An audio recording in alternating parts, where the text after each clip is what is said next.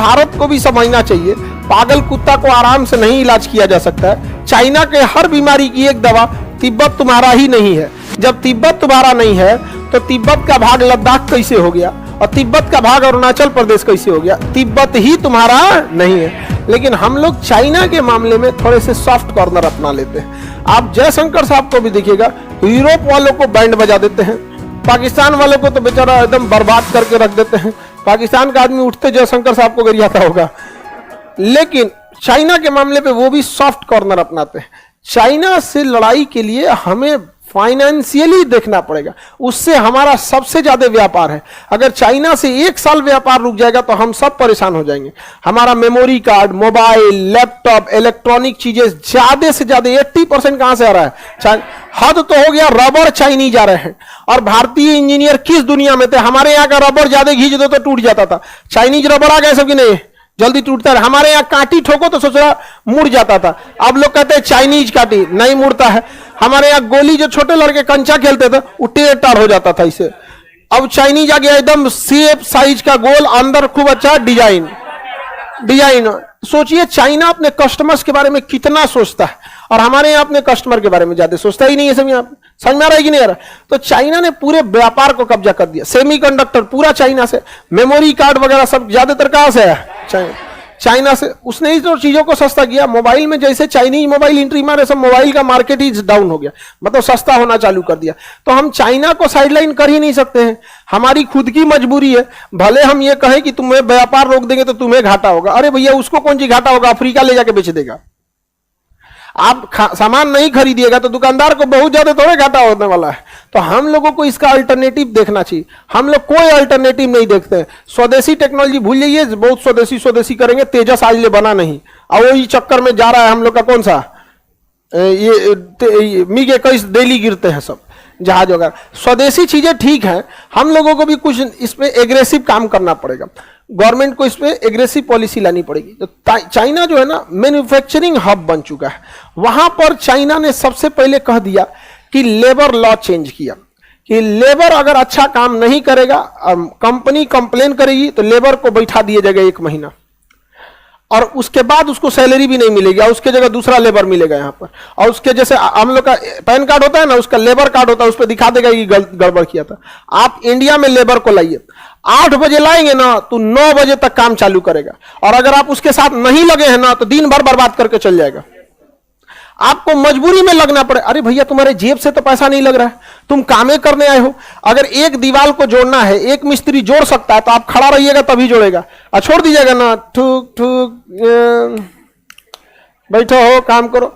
सोचिए, और उसके बाद वो कहेगा कि काम नहीं मिलता है। 5 बजे जाना रहेगा, 4:30 बजे से तैयारी चालू कर देगा। अरे घर से कुछ लगे तब बताओ। शारीरिक मेहनत है, ठीक है, मेहनत लगता है शरीर के लिए, तो पढ़े नहीं हो तो शारीरिक है ना मेहनत करना पड़ेगा। तो क्या आपको लगता है कि मानसिक मेहनत क्या कम मेहनत लगता है? मेहनत है, किसी को शारीरिक मेहनत करता है, किसी को मानसिक मेहनत करना है। यहाँ पे आप उसी के लिए हैं, आपको करना पड़ेगा। यहाँ पे आप परेशान हो जाइएगा। इंडिया में देखिएगा लेबर लोग में, वहां चाइना में ऐसा नहीं है। फिक्स मतलब फिक्स, सजा दे देता है वहां पर। और उसका ना टाइमिंग भी अलग है। सुबह 7 बजे वो काम करना चालू करते हैं। वहां के लेबर सुबह 7 बजे काम करेगा और 7 से 11 काम करेगा। 7 से 11 काम करके 1 से 11 बजे से 2 बजे तक रेस्ट लेगा।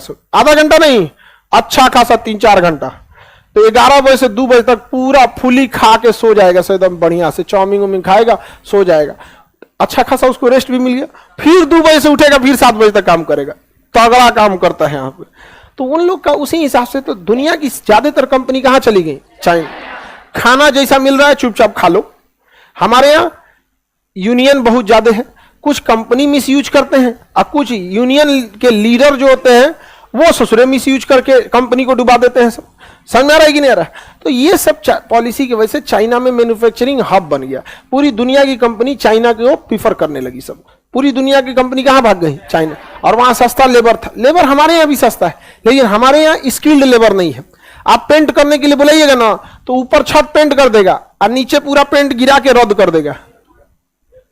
नहीं समझ आया? छोड़ देंगे तो रद्द करके चल जाएगा। यहाँ पे उसको इस सब से मतलब नहीं है। पेंट करके जाएगा, बरस वैसे ही छोड़ देगा। अरे भाई धूल डाल के जाओ, बरसवा बर्बाद हो जाएगा। तो हमारे यहाँ वर्कर की कमी नहीं है, हमारे यहाँ स्किल्ड वर्कर की कमी। हमारे यहाँ जो काम करने आता है इंडिया में, वो काम कैसे मांगता है, हमारी मजबूरी है कोई काम दे दीजिए। मजबूरी देख के मदद दिया जाता है, योग्यता देख के काम दिया जाता है।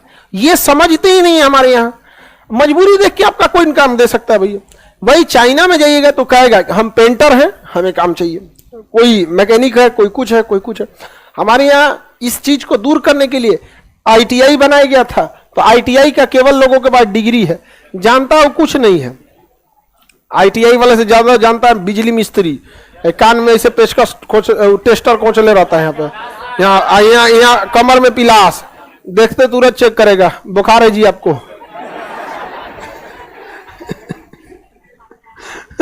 आगे बढ़े तो चाइना ने काफी एग्रेसिवली काम किया अपने चीजों को सुधारने के लिए। कंपनी के लिए उसने माहौल बनाया। कंपनी के लिए उसने क्या बनाया, माहौल। हमारे यहाँ एक ऐसा माहौल बन गया है ना, कोई कंपनी लगा दिया, फैक्ट्री लगा दिया, हेलीकॉप्टर रख लिया, 2 करोड़ की गाड़ी रख लिया, तो लोग उसको अलग नजर से देखेंगे, अरे यार उसने मेहनत किया है, नहीं समझे। तो लेकिन चाइना में ऐसा नहीं है। ये चाइना का ये कौन सा राज्य है, ये राज्य सिंजियांग। सिंजियांग में कौन मुस्लिम, वीगर मुस्लिम। सबसे नरक की जिंदगी कौन जी रहा है, वीगर मुस्लिम। चाइना कोई पाकिस्तान बोल के दिखा दे, नहीं बोल सकता है। यहाँ पर समझ में आ रहा है कि नहीं आ रहा। अब यहाँ इस राज्य का नाम है इनर मंगोलिया, इससे कोई मतलब नहीं है, पूरी तरह चौपट है। ना यहाँ कोई रहता है, ना यहाँ कोई रहता है, ना यहाँ कोई रहता है। तिब्बत वालों को पीटबे करता है, वीगर मुसलमानों को तो जम के पीटता है, जम के पीटता है इन लोग को पूरे भयानक ढंग से। धार्मिक, जैसे हमारे यहाँ मंदिर बनता है तो इसे निकलता है ना, मस्जिद बनता है तो गोल निकलता है, वहां गोलवा तुरवा देता है, कहता है कि ऐसे मस्जिद बनाओ, ऐसे बस चौकोर, आई मीनार उनार मत निकालो, ऐसे ऐसे ऐसे ये सब मत निकालो, ये सब ना ना ना, इसको तुरो तुरो बराबर करो, हाँ बराबर हो गया, मस्जिद हो गया, ऐसे बराबर बनाता है। समझ में आ गया कि नहीं आ गया। कोई बोलते चाइना कैसे, हम लोग बोलते, हम लोग बात उठाते हैं चाइना के अलावा कि किसी भी व्यक्ति को उसके रिलीजियस प्रैक्टिस का पूरी आजादी होनी चाहिए, किसी को दिक्कत। अब ये रहा चाइना का ये लाइन, हु लाइन। चाइना का ये हु लाइन नक्शा में नहीं दिखेगा, ऐसे कल्पना बोलते हैं हम आपको, काल्पनिक लाइन है हु लाइन। इसकी 95% जनसंख्या किधर रहती है, हु लाइन के बाहर, हु लाइन के बाहर। इधर रहने वाले को हान चाइना कहते हैं। क्या कहते हैं, हान चाइना। तो हु लाइन की इधर कौन रहता है, हान चाइना। हान चाइना को मेन चाइना कहते हैं। 95% यही रहते हैं और इन्हीं की भाषा है मैंडारिन। इनकी भाषा क्या है, मंडारिन भाषा। चाइना के जितने डेवलप एरिया यही है। चाइना के 50% में पहाड़ है, अब 15% जमीन पे मतलब पठार वगैरह तो रद्द, मतलब उसका 70-75% जमीन बर्बाद है। फिर भी चाइना इतना डेवलप कर गया है केवल इस एरिया की वजह से, हान चाइना की वजह से। इस हान चाइना के में यहाँ देखें बीजिंग मिलेगा। कौन जगह है, बीजिंग। चाइना की राजधानी बीजिंग, पहले पेकिंग नाम था इसका। समझ में आ गया कि नहीं आ गया, पहले क्या था, पेकिंग था। किसी को दिक्कत नहीं है। इधर कोई सलोनी यादव, आप किस जात के हैं सर, शिक्षक, शिक्षक जात के हैं। समझ में आ गया कि नहीं आ गया। अब जो जातिगत जनगणना थी उसमें शिक्षक का जगह नहीं था, नहीं समझे। हमारा जाति शिक्षक है। चलो ध्यान से देखो, ये जगह कौन सा हो गया, बीजिंग। कौन जगह हो गया, बीजिंग से हचाक से नीचे वुहान, हचाक से नीचे वुहान, मिल गया वुहान। कुछ याद आया वुहान से, कोरोना यहीं से निकला था। कोरोना कहां से निकला था, वुहान से निकला था। सोचा बहुत खतरनाक है कोरोना। यहाँ पे आगे बढ़े, पूरी दुनिया को हिला के रख दिया कौन, वुहान। 1997 में चाइना ने किस पर कब्जा कर लिया, हांगकांग। अब इस हांगकांग पे जब कब्जा हुआ तो यहाँ की कंपनीज डर गई सब। रीजन क्या है कि चाइना में कम्युनिस्ट गवर्नमेंट, वो कभी भी कह देगी आपकी पूरी संपत्ति सरकार की तो सरकार की हो जाएगी। हमारे यहाँ ऐसा नहीं है। रिलायंस की कंपनी पूरी संपत्ति सरकार ले सकती है, लेकिन चाइना में कभी वो ले लेगी। अब विदेशी कंपनी जो हांगकांग में थे सब डर गए सब। अब ब्रिटेन से कहे से काहे चौपट कर रहे हो भैया, हम कहाँ जाएंगे। अब जैसे मान के चलिए हमारी ये पटना में कोचिंग है, हमसे कोई कह दे कि अब इसको लेके आपको जाना है पटना से उठा के भागलपुर, अरे भैया बहुत दिक्कत होगा, नहीं होगा। तो फैक्ट्रीज कंपनीज को बहुत दिक्कत होता है। तो चाइना और ब्रिटेन के बीच में समझौता हुआ। ब्रिटेन ने कहा कि हम आपको हांगकांग सौंप रहे हैं, लेकिन यहां जितनी भी इंटरनेशनल कंपनीज हैं, पुर्तगाल से तो मकाऊ ऐसे ही ले लिया, कहा भागो यहां से, मकाऊ को रख लिया, लेकिन ब्रिटेन ने कहा कि हम हांगकांग सौंप रहे हैं, लेकिन हांगकांग में आप अपना कम्युनिस्ट नियम अगले 50 साल तक लागू नहीं करेंगे। हांगकांग में चुनाव होगा, हांगकांग की अलग से टीम आएगी ओलंपिक में, हांगकांग की बैडमिंटन टीम होगी, कितने साल तक? 50 साल, यानी 2047 तक। 1997 में क्या हुआ? आजाद हुआ।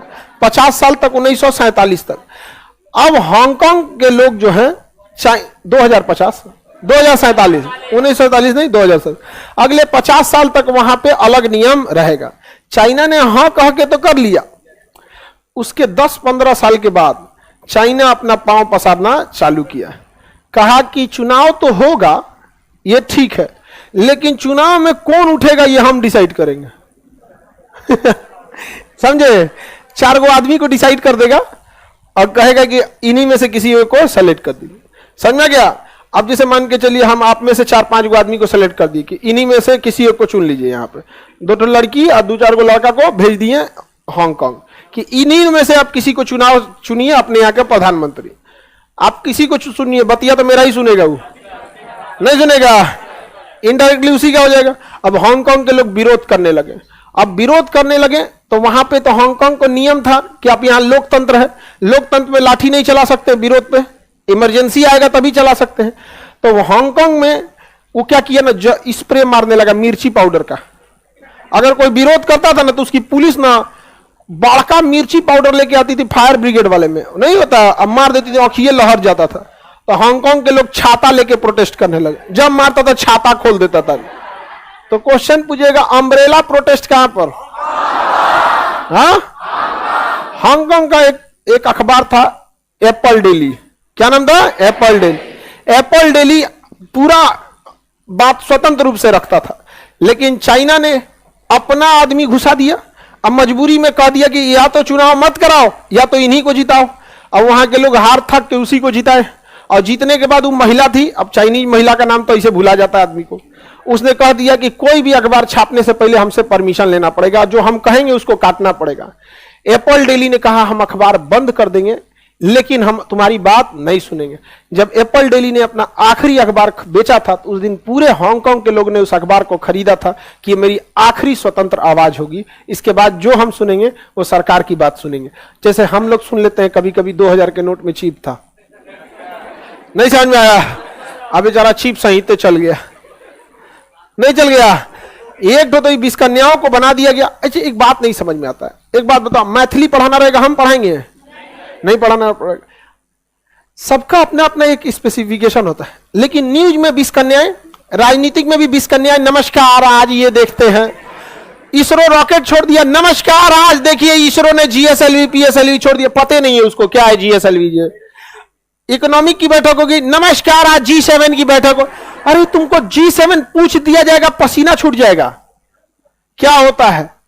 अरे उसमें स्पेसिफिकेशन होना चाहिए कि नहीं होना चाहिए कि कौन क्या बोलेगा? यहाँ पर बिना मतलब का दूगो बकलोल को बैठा देंगे सर। हाँ चलिए आप बताइए 2000 का नोट बंद करना सही है कि नहीं है? अच्छा आप चिल्ला लिए, आप भी बोलिए जी, बोलिए। हाँ हाँ, कैमरा उधर घुमाओ जब तक हम थोड़ा सा ठोड़ रंग लेते हैं।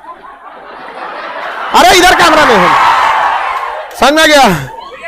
ब्रेक के बाद है ले आओ पानी, लिया पानी पीते हैं यहाँ पे। देखते काजल उजल पसरा तो नहीं है? हाँ हाँ। नमस्कार, ब्रेक के बाद फिर आपका स्वागत है, फिर से मुर्गा लड़ाते हैं। हाँ बोलिए 2000 के नोट 2000। अरे यार, जिससे पूछने जा रहे हो 2000 का नोट सही है या गलत, उस गधे को ये भी नहीं पता है कि 2000 के नोट छापने में कितना पैसा खर्चा होता था, पता ही नहीं उसको। इकोनॉमी का ही नहीं जानता वो, ले आके बैठा दिए हैं।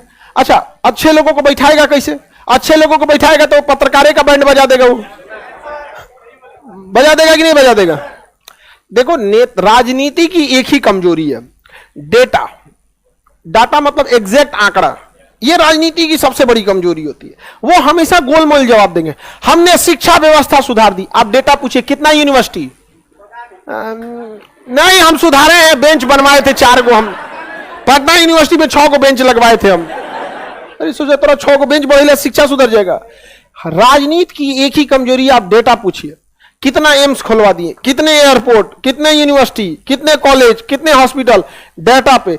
और यही मदद करते हैं सब एंकर सब। जैसे आप पूछिएगा डेटा पे, तुरंत वो घुमा देगा यहां पर आंकड़ों से, समझ में आ गया कि नहीं? तो ये उनका एक आदत होता है गोलमोल जवाब देने का यहां पर। और वहां पर एप्पल डेली ने कहा कि हम बेच देंगे, अखबार बंद कर देंगे, लेकिन तुम्हारे हिसाब से नहीं। और होता भी है यहां पर, समझ में आ गया कि नहीं? देखिए, जमीर मर जाएगा इंसान को तो जी के कोई फायदा नहीं होता है। जीने के लिए आज 20 साल जिए चाहे 100 साल जिए, जमीर बेच के जिंदा रहना कोई फायदा नहीं। भगत सिंह को देखिए, हंसी खुशी से स्वीकार कर लिया, फांसी शहादत स्वीकार किए, लेकिन आज भी जब तक हिंदुस्तान जिंदा रहेगा भगत सिंह का नाम अमर रहेगा कि नहीं? तो जमीर बेच के जिंदा रहना। मैं एप्पल डेली कहां का अखबार था? हांगकांग। अम्ब्रेला प्रोटेस्ट ब्रिटेन से कब आजाद हुआ? 1990। 50 साल तक के लिए किया, लेकिन 50 साल से पहले ही चाइना एंट्री मार चुका, कंप्लीटली रद्द कर दिया। यह बात वहां की सारी कंपनी जानती थी कि आज नहीं तो कम हमें यहां से बोरिया बिस्तर समेटना पड़ेगा। तो जैसे ब्रिटेन गया ना, वो कह के तो गया था कि 50 साल तक आपको छेड़छाड़ नहीं करना है। और चाइना ने शुरुआती 5-10 साल तक कोई मतलब कठोर काम नहीं किया था। इसलिए अक्सर देखते होंगे चाइना की भी टीम जाती है ओलंपिक में, हांगकांग की भी जाती है, देखे? खैर, आप लोग क्रिकेट के सिवा किसी गेम को कहां देखते हैं? हाँ, आगे बढ़े। अब देखिए, यहां की कंपनी है भागना चालू की सब। अब यहां की कंपनी भागना चालू की सब, लेकिन हांगकांग में कंपनियां गई क्यों थी? क्योंकि वहां टैक्स में कमी थी। वहां उनका अलग कानून था कंपनीज के लिए, जो कंपनी के फेवर में था। देखिए, कंपनी को हर चीज ध्यान रखना होता है। भारत में भी ना लेबर के लिए कुछ बेसिक चीजें ध्यान रखनी चाहिए कि लेबर की लाइफ सिक्योरिटी के साथ कोई कंपनी खिलवाड़ नहीं कर सकती। हाइट पे काम कर रहा है तो इसका मतलब बेल्ट, सेफ्टी बेल्ट होना चाहिए। फायर सिस्टम से समझौता नहीं होनी चाहिए। सैलरी टाइम से आना चाहिए, इसमें समझौता नहीं होना चाहिए। खाने में कुछ फिक्स न्यूट्रिशन से इतना आपको देना चाहिए। इसके बाद वाली चीजों पे थोड़ा एडजस्टेबल कंपनी को भी देना चाहिए। कितना कंपनी को नोचिएगा? जीएसटी उसी से ले रहे हैं, इनकम टैक्स उसी से ले रहे हैं, पीएफ नहीं काटा तो उसको बर्बाद कर देंगे आप, टीडीएस नहीं काटा उसको ले लेंगे। अरे भाई, एक कंपनी को कितना नोचेंगे? तो कभी कंपनी के बारे में भी तो सोच के देखिए। हमारे यहाँ कंपनी के बारे में नहीं सोचा जाता बहुत। अच्छा, हांगकांग ने सारा बात किस पे सोच दिया? अच्छा, एक कंपनी खुश है ना तो अपने वर्कर्स का ध्यान रखती है वो। अगर कंपनी हेल्दी है तो कंपनी डूबेगी ना तो ही वर्कर की कटौती चालू करेगी यहां पर। तो जहाज को बचाओ, जहाज में बैठने वाले अपने से बच जाएंगे। अब जहाज के पैसेंजर को बचेगा, जहाज छोड़ के तो दोनों जाएगा। तो अब यहां से कंपनी भागना चालू की सब कि भैया हम यहां नहीं रहेंगे। कोई चाइना कोनो कानून आ जाएगा, पता चला कंपनी वाला कोई प्रचार डाल दिया और उसकी सरकार को पसंद नहीं है, कंपनी पे ताला मार दिया। यह करता है चाइना। अरे जैकमा की अलीबाबा कंपनी क्या बोला था? यही तो बोला था कि चाइना साख व्यवस्था को काफी हार्ड रखा है, लोन देने से कतराता है। कौन सा बड़ी बात है? बर्बाद कर दिया कंपनी को। तो 1997 के बाद से वहां से कंपनी भागना चालू की। कहां से? हाँ। अब उन्हें एक जगह की तलाश थी जहां पे ये हो सके। अब इसके लिए वो भागे सब यूएई में। वहां खाली जगह था। सारी कंपनी को यूएई का शेख जाके बुला लाया, आ जाओ हमारे पास, आ जाओ दुबई। सारी कंपनी धीरे धीरे कहां भाग गई? दुबई। टैक्स में छूट दिया, दुबई। कल्चर, जो कल्चर अपनाना है, दुबई। कोई धार्मिक रूप से आप पे रोक टोक नहीं लगेगा दुबई में। शराब पीना है, पी के मर जाइए, उलझ जाइए, कोई मतलब नहीं है वहां पे। आप मन शराब से नहा लीजिए, कोई मतलब नहीं। लेकिन वहां के लोगों को आप जबरदस्ती नहीं पिला सकते हैं। आपका एरिया फिक्स है, आप उसमें शराब में डूब जाइए। आपको नाचना है, सुबेरे से शाम तक नाचिए, नारा उखड़ जाए नाचते नाचते, गोड़ तोड़ दीजिए नाचते ना, तो कोई रोक टोक नहीं है। जो फैक्ट्री लगाना है, जो करना है करते रहिए। दुबई के लोगों को टेंशन नहीं दीजिएगा। तो यूएई में एक जगह बना दिया दुबई। सारी कंपनीज कहां भाग गई? दुबई। दुबई में रेगिस्तान था, ससुरा पीने के लिए पानी नहीं था। और हम लोग क्या कर रहे थे? ऊंच नीच, हिंदू मुस्लिम, हमारा जात अच्छा, तुम्हारा जाति अच्छा, हमारी पार्टी अच्छी, तुम्हारी पार्टी अच्छी। हमारे यहां से भाग गया। अंडमान निकोबार पूरा दे देते उन लोगों को।